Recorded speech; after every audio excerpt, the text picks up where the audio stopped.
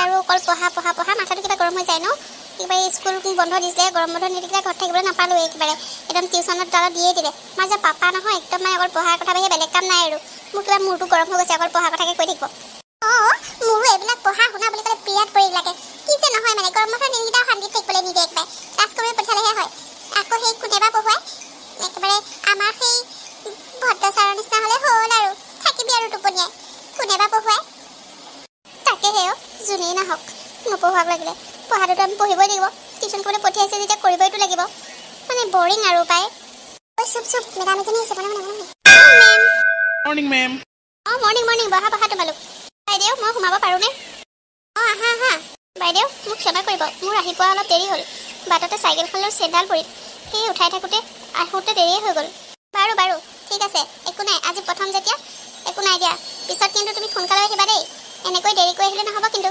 বাৰু যোৱা এতিয়া বহাগৈ আৰু ছাত্ৰ ছাত্ৰীসকল তোমালোকে আজি যিহেতু প্ৰথম সেয়েহে মই তোমালোকক দুটামান কথা ক'ম বুলি ভাবিছোঁ যিহেতু তোমালোক সকলো বেলেগ স্কুলৰ পৰা আহিছা আৰু ভালদৰে পঢ়া শুনা কৰিম বুলিয়ে তোমালোকে এই গৰমৰ বন্ধকেইটাত এনেদৰে টিউশ্যন কৰিবৰ কাৰণে আহিছা আৰু মই তোমালোকক সম্পূৰ্ণ ভালকৈ পঢ়াবলৈ চেষ্টা কৰিম তোমালোকে যদি কিবা বুজি নোপোৱা তোমালোকে মোক জনাবা আৰু এই একমাহ ক্লাছ কৰি তোমালোকৰ মই এটা পৰীক্ষা ল'ম আৰু যিয়ে এই পৰীক্ষাত প্ৰথম দ্বিতীয় আৰু তৃতীয় স্থান পাব তেওঁলোকক মই মোৰ ফালৰ পৰা এটা ধুনীয়া পুৰস্কাৰ দিম লগতে টিউশ্যনৰ ফিজটো মই মাফ কৰি দিম তেওঁলোকে মোক টিউশ্যনৰ ফিজ দিব নালাগে গতিকে তোমালোকে ভালদৰে মনোযোগেৰে পঢ়িবা আৰু মোক যদি কিবা বুজি নোপোৱা তেতিয়াহ'লে মোক সুধিবা হ'বনে হ'ব বাইদেউ হ'ব বাইদেউ ভালেই হ'ব আৰু তেতিয়াহ'লে এতিয়া তোমালোকৰ কিতাপবোৰ উলিওৱাচোন চাচোন ক'ত পঢ়িলেহি মোৰ কাষত আহি আৰে কি হ'ল তুমি কি কথা পাতি আছা পঢ়াবলৈ আৰম্ভ কৰোঁতে তুমি কথা পতাত লাগিলে যে এনেকৈ হ'লে নহ'ব কিন্তু দেই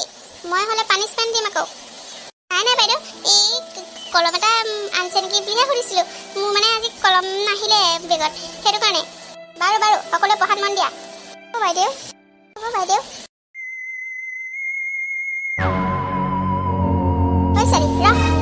কিবা কৈছা মেডাম আপোনাকে কৈছোঁ ঐ তই আমাৰ লগত টিউশ্যন কৰি আছ তই আমাৰ ঘৰত তোৰ মাৰে কাম কৰে তোৰ নিচিনা এই ছোৱালীজনীৰ লগত আমি একেলগতে বহিবলৈ আমি পঢ়িব নোৱাৰোঁ ইয়াত গম পাইছ আমাৰ ষ্টেটাছৰ কথা আছে আমাৰ দৰেতো এই ইংলিছ মিডিয়াম স্কুলত তহঁতে পঢ়িব নোৱাৰে এই টকা খৰচ কৰি ক'ত পঢ়িব পাৰিবি কিন্তু সেই টিউশ্যনটোকে কৰিবলৈ আহিছ আৰু ৰাম তাই কি নাচাবি আহি চিধাই মোৰ কাষতে বহিছে লাজ নালাগে তোৰ ধনী মানুহৰ লগত সমানে উঠা পঢ়া কৰিবলৈ লাজ নালাগে একেলগতে টিউশ্যন কৰিবলৈ আহিবি বুলি একেবাৰে মোৰ লগত সমানে বহি ল'লি শুন আজিৰ পৰা এইখন স্কুলত টিউশ্যন কৰিবলৈ নাহিবি বুজিলি তহঁতি যিমান মানুহ সিমানত থাকিবি তোৰ নিচিনা বন কৰা ছোৱালী মানুহ এজনী জীয়েকৰ লগত মই সমানে টিউশ্যন কৰিব নোৱাৰোঁ মোৰ ষ্টেটাছৰ কথা আছে তুমি মোক কিয় তেনেকৈ কৈছা মোৰ মা বন কৰা মহিলা হ'ল বুলি মই কি তোমালোকৰ লগত পঢ়িব নোৱাৰিম বুলি ক'ৰবাত লিখা আছে নেকি মই ভালদৰে পঢ়িম বুলি ইয়াত টিউশ্যন কৰিবলৈ আহিছোঁ তোমালোককতো মই একো ডিষ্টাৰ্ব কৰা নাই গতিকে তোমালোকে মোক লৈ কিয় এনেকুৱা কৰিছা মুখে উত্তৰ নিদিবি মই যিটো সেইটোহে উত্তৰ দিছোঁ মই মুখে উত্তৰ দিব বিচৰা নাই তোমালোকে মোক ভুল ভাবিছা আৰু শুনা তোমালোকৰ ঘৰত মোৰ মায়ে কাম কৰিবলৈহে কৈছে চুৰ কৰিবলৈতো যোৱা নাই মোৰ মায়ে আনৰ ঘৰত কাম কৰা টকাৰে মোক পঢ়ুৱাই আছে আৰু মই ভালদৰে পঢ়িব লাগিব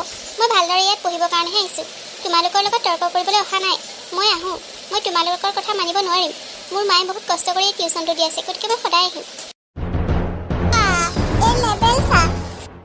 এইজনী দেখোন লেবেলে বেলেগ কৈ এই কেঁপানি ভালকৈ দিব লাগিব তাই মোৰ মুখে কথা কয় তাই মাকে মোৰ ঘৰত বন কৰা মহিলা আৰু তাই মোৰ মুখে কথা উত্তৰ দিয়ে কাইলৈ আহিব দে ভালকৈ এজাও দি দিম এতিয়া যাওঁ বল চব গ'ল স্কুলৰ পৰা নহ'লে গেট বন্ধ কৰি দিব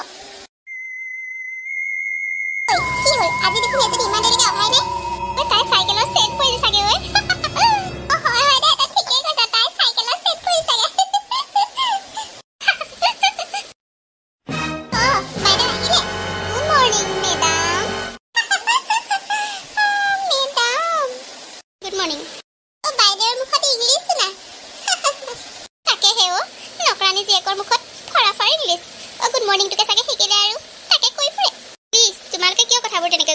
মই ইয়াত পঢ়িবলৈ আহোঁ তোমালোকৰ লগত এনেকৈ তৰ্ক কৰিবলৈ নাহোঁ তোমালোকে যে মোক অহাৰ লগে লগে এনেকৈ কথা শুনাইছা মই জানো তোমালোকক কিবা কৈছোঁ কথা কোৱাৰ ষ্টাইল এনেকুৱাই বুজিছ কাৰণ আমি তোৰ দৰে ভিক্ষাৰী নহয় ঐ নিহা এইজনী ফ্ৰকটো চাচোন এইটো ফ্ৰক কেতিয়াৰ ফ্ৰক ঠিক নাই চাগে একেবাৰে ফাটো অৱস্থা হৈ আছে চাচোন কেনেকুৱা লেতেৰা ফ্ৰকডাল পিন্ধি আছে আৰু চেণ্ডেলযোৰ নাচা কিয় মাই গড এইবোৰ কাপোৰ যে মই এনেই দিলোঁ নিপিন্ধো দেই তাকেহে পাই ৰাম এই ফ্ৰকডাল পিন্ধিছে চাচোন একেবাৰে গোটেইজনী বুঢ়ীজনীৰ নিচিনা লাগিছে মাই গড এনেকুৱা ফ্ৰক যে সঁচাকৈ দেই আমাৰ ঘৰত যে এনেকুৱা ফ্ৰকে এই ভাত চাত ৰন্ধা যে সেইবিলাকতহে ব্যৱহাৰ কৰে কাপোৰ এই মুচিবৰ কাৰণে ৰাম এইডাল ফ্ৰকেই হ'লনে তাকেহে পাই এইবোৰ কাপোৰ পিন্ধি আকৌ আমাৰ লগত টিউচন কৰিবলৈ আহে, আমাৰ লগত সমানে ষ্টেণ্ডাৰ্ড মিলাবলৈ আহে।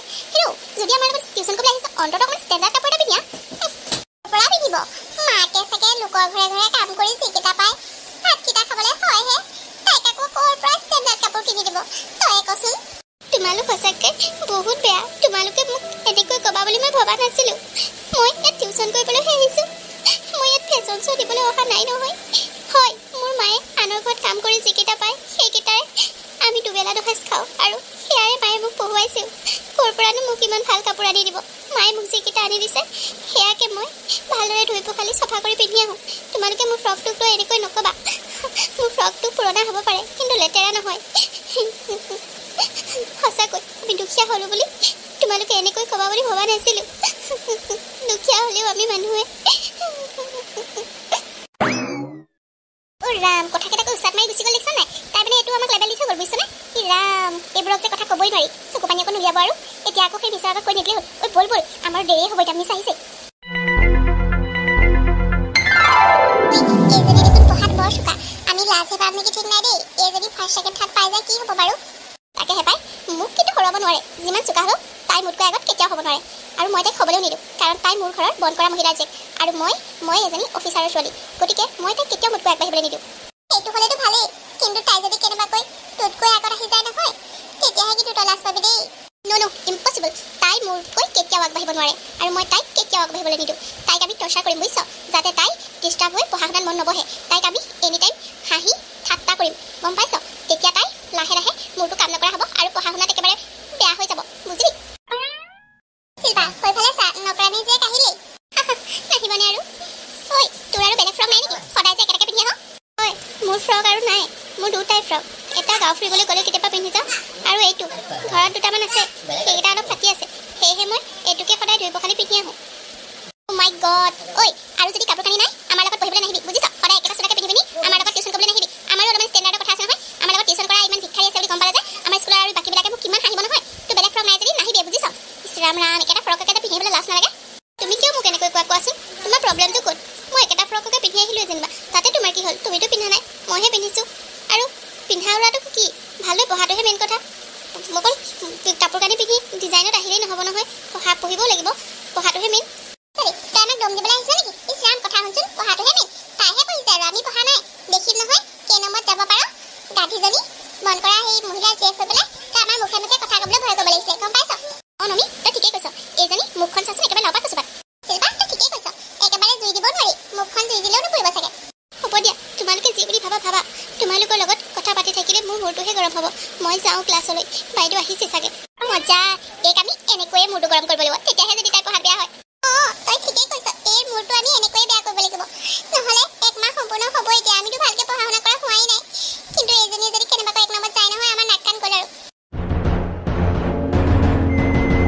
মোৰ ভয়হে লাগিছে জাননে, আজি ৰিজাল্ট দিব নহয় কিবা হ'ব। কেনেবাকৈ যদি এইজনী এক নম্বৰত গুচি যায় নহয় মোৰ নাক কান চব চেছ আৰু। হেপাই, মোৰো বৰ ভয় লাগিছে। এইজনীয়ে দেখোন সিদিনাখনি একেবাৰে তলৰ পৰা ওপৰে মোৰ নগ'লে পৰীক্ষা দিনাখনি। মোৰ যে একেবাৰে ইমান ভয় লাগিছে নহয়, কি যে হ'ব।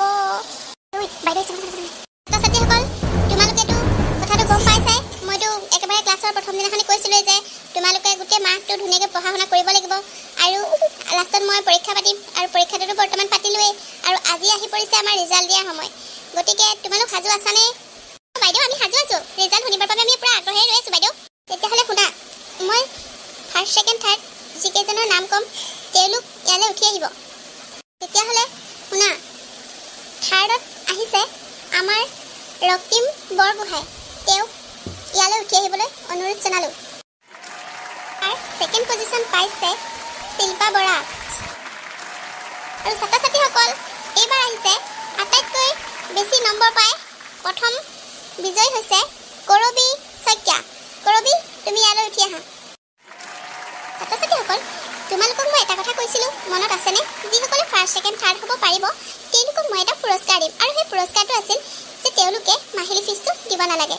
গতিকে কৰবী, শিল্পা আৰু ৰক্তিম, তোমালোকে তোমালোকৰ মাহিলী ফিজটো দিব নালাগে। সেই টকাৰে তোমালোকে নিজৰ প্ৰয়োজনীয় বস্তু কিনি ল'বা। তোমালোকক যি প্ৰয়োজন হয় যেনে বহী, কলম, কিতাপ এইবিলাক কিনি ল'বা। তোমালোকে মোক ফিজটো দিব নালাগে। আপোনাক বহুত বহুত ধন্যবাদ বাইদেউ। আপুনি মোক কিমান উপকাৰ কৰিছে সেয়া মই ভাষাৰে কৈ বুজাব নোৱাৰিম। মোৰ মা এগৰাকী কাম কৰা মহিলা।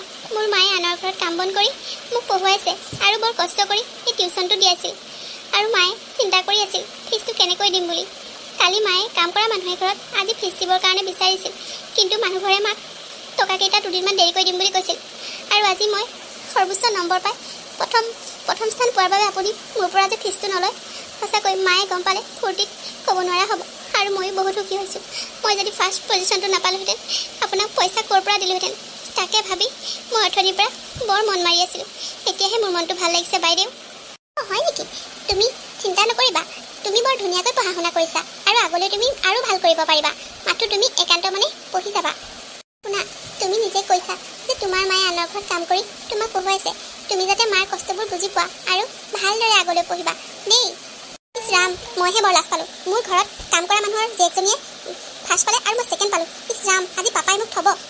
ক'লা তুমি ভালদৰে পঢ়িব লাগিছিল আকৌ। তুমি ভালদৰে পঢ়া হ'লে তুমিও পালাহেঁতেন। আৰু তুমি এইষাৰ কথা কি ক'লা? তোমালোকৰ ঘৰত তোমালোকৰ ঘৰত কাম কৰিব পাৰে। তোমালোকৰ ঘৰত কাম কৰিব বুলি কি তোমাতকৈ তেওঁ আগবাঢ়িব নোৱাৰিব নেকি? তুমি কিয় তেনেকৈ কৈছা?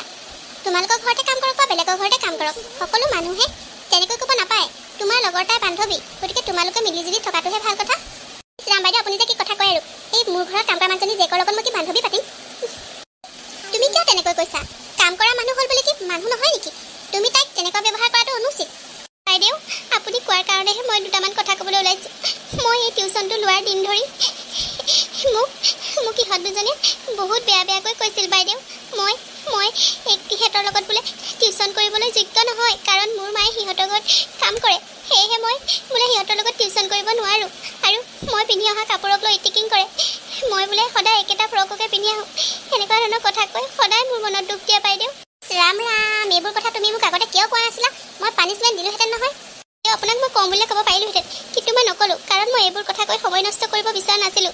মই জানিছিলোঁ মোক যোনে যি নকওঁ, মই ভালদৰে পঢ়া শুনা কৰাটোহে মোৰ মেইন কথা। সেয়েহে মই আপোনাক এইবোৰ কথা নক'লোঁ।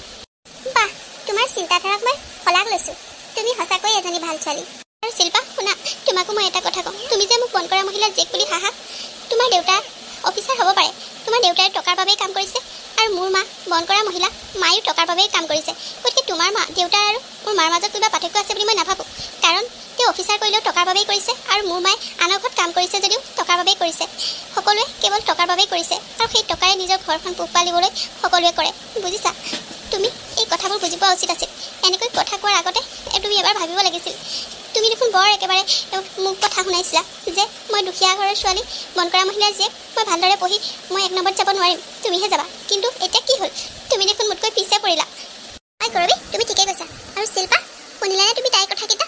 তোমাৰ দেউতাৰ অফিচাৰ যদিও কেইটামান টকাৰ কাৰণে কৰিছে, আৰু তাইৰ মাক বন কৰা মহিলা হ'লেও টকাৰ কাৰণেই কাম কৰিছে। গতিকে আমি মানুহৰ মাজত এনেকৈ ভেদভাৱ আনিব নালাগে। কোনোবা দুখীয়া, কোনোবা ধনী হ'ব পাৰে, সেইবুলি আমি কেতিয়াও কাকো হাঁহিব নাপায়। গম পালা? তুমি ইমান উচাত মাৰি কৈছিলা নহয় যে তুমিহে ফাৰ্ষ্ট হ'ব লাগিছিল, কিন্তু কিয় নোৱাৰিলা? তুমি দেখোন ধনী ঘৰৰ চলি আছিলা। দুখীয়া যদিও দেখোন তাই ফাৰ্ষ্ট পালে, কিয় তুমি নোৱাৰিলা? কাৰণ তুমি ভালদৰে পঢ়া নাছিলা, তুমি ঘমণ্ডি আছিলা। বুজিলা? হয় বাইদেউ, মোৰ ভুল হৈ গ'ল। মই তাইক এনেকৈ ক'ব নালাগিছিল। ৰবি, তুমি মোক ক্ষমা কৰি দিয়া। মই তোমাক তেনেকৈ ক'ব নালাগিছিল। হ'ব দিয়া, মই তোমাক ক্ষমা কৰি দিলোঁ, কিন্তু আগলৈ যাতে কাকো এনেকৈ মনত আঘাত লগাকৈ তুমি কথা নোকোৱা। কাৰণ দুখীয়া হ'লেও ধনী হ'লেও সকলো একে মানুহ, আৰু দুখীয়াও কেৱল টকাৰ বাবেই কাম কৰে, আৰু ধনীয়েও টকাৰ বাবেই কৰে। গতিকে উচ্চ নিচ্চ বুলি কাকো নেহাঁহিবা, হ'বনে? নমস্কাৰ বন্ধু বান্ধৱীসকল, আজিৰ কাহিনীটো ইমানতে সমাপ্ত হৈছে। আপোনালোকে বাৰু কাহিনীটো চাই কেনেকুৱা পালে? যদিহে ভাল পালে তেতিয়াহ'লে লাইক কৰিব, কমেণ্ট কৰিব আৰু শ্বেয়াৰ কৰিব। আৰু যিসকলে মোৰ চেনেলটো এতিয়ালৈকে ছাবস্ক্ৰাইব কৰা নাই, প্লিজ তেওঁলোকে মোৰ চেনেলটো ছাবস্ক্ৰাইব কৰি দিব আৰু কাষতে থকা বেল আইকনটো প্ৰেছ কৰি দিব। পুনৰ এনেকুৱা ধুনীয়া ভিডিঅ'লৈ আপোনালোকৰ মাজলৈ আহি আছোঁ।